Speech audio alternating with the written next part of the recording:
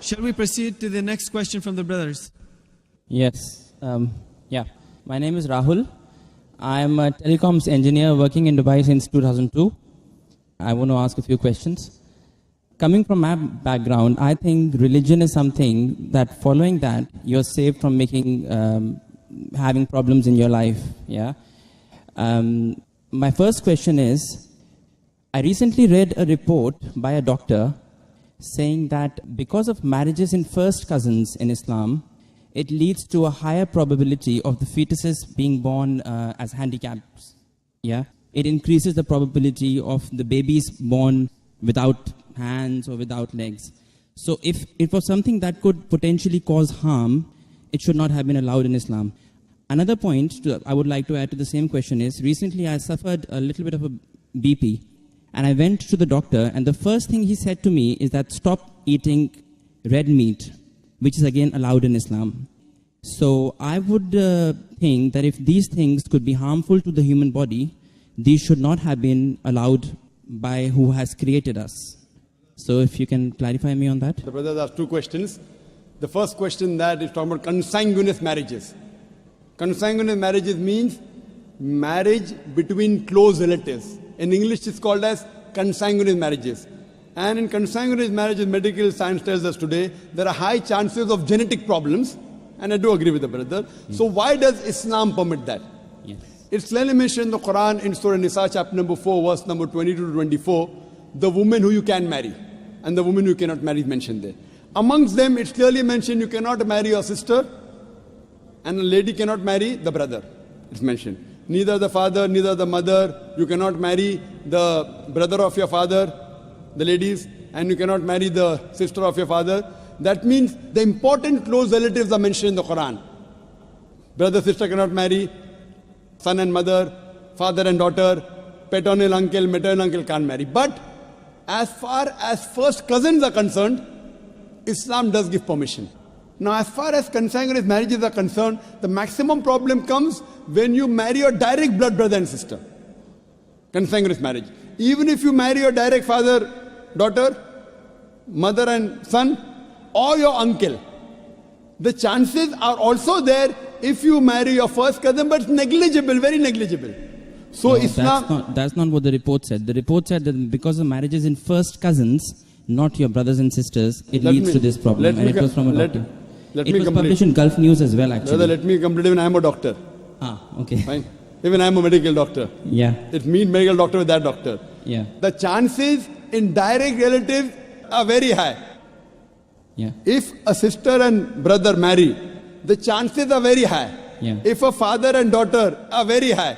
You have read only one report, you haven't read the other report. Yeah. So you only read Gulf News, I read medical books. So Gulf News is better or medical books is brother? Right, Which so is better? your point is marrying in first cousins, the lesser- chances of getting lesser- problem is negligible.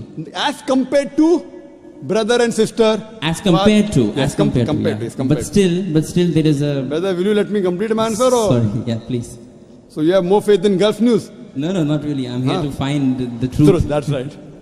So what you realize that consanguineous marriage, and I agreed with you. I didn't say it's not there. Yeah. So I'm not trying to beat around the bush. But compared it is negligible.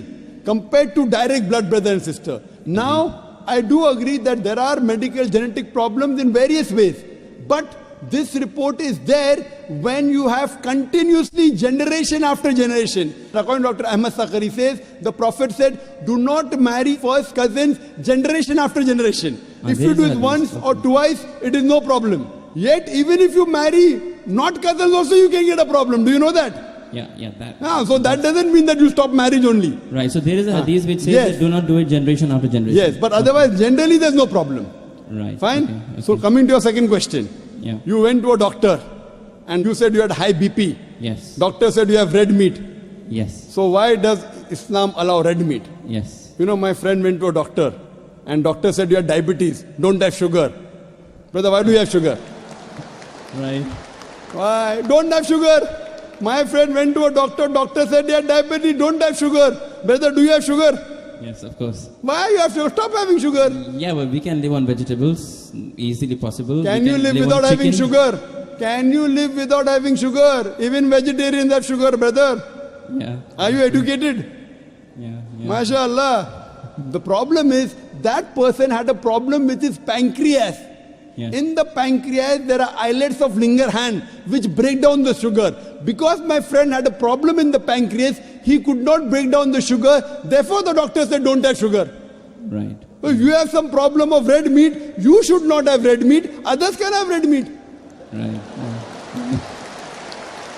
The Quran says, a general statement Quran says, eat what is halal and tayyib for you. There's a verse in the Quran, eat what is halal and tayyib for you. For a person suffering from diabetes, sugar is not tayyib. So according to the Quran, a person having diabetes should have less sugar. It's a general statement. Eat what is halal and tayyib for you. That means certain things which is good for others may not be good for you.